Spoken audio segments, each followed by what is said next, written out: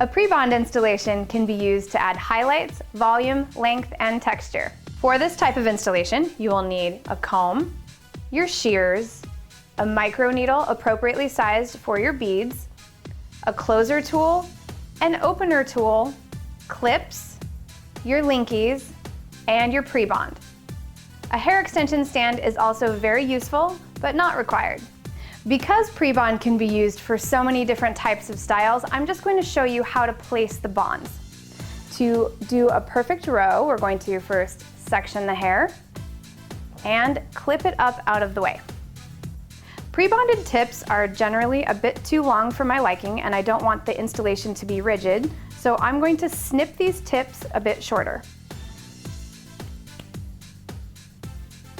These will fit more nicely into my bonds.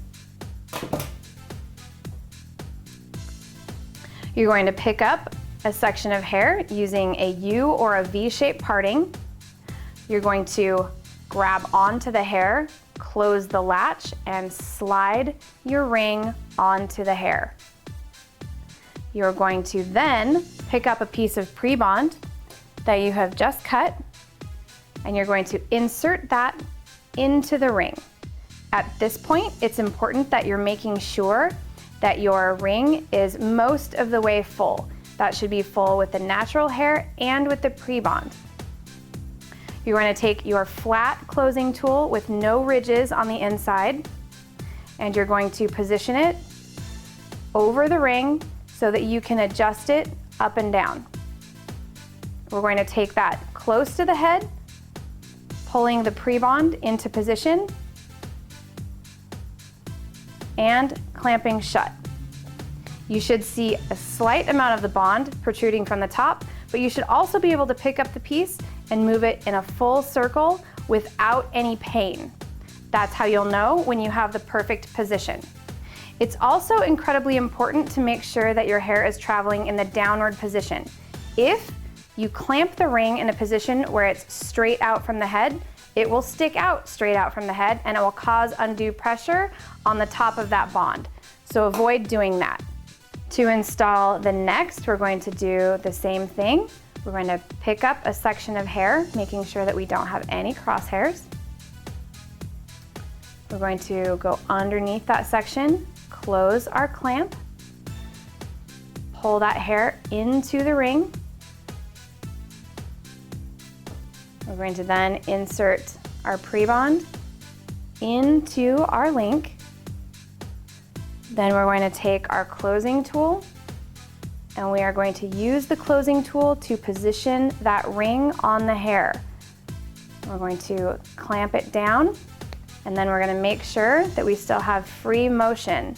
Notice how this bond has a hard time with that rotation.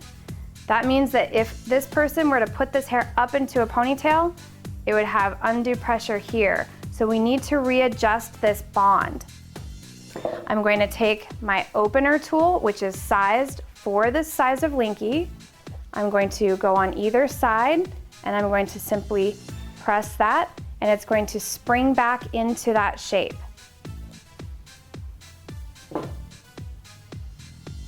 Then I'm just going to simply readjust it, the same as we did to install it the first time. Now we should have that free movement. Now we're ready to move on to our next bond. Continue working until you've completed your row.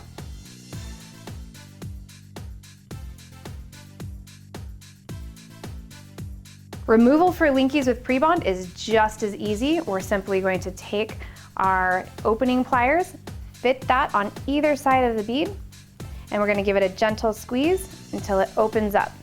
And then the entire thing slides right out of the hair. If you have an accident and your rings get bent out of shape during your removal process, not to worry. Our openers also have a built-in cutting tool.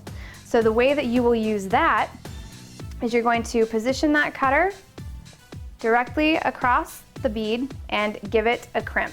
So I'm going to turn this to the side and we're just going to cut that bead until it pops open. From here, you should be able to bend a little bit more, give it a cut, and you're gonna cut this way along the hair to make sure that none of that hair is cut. From here, you're simply going to slide right out of the hair, and your client will be none the wiser. Repeat this process until all of your rings are removed.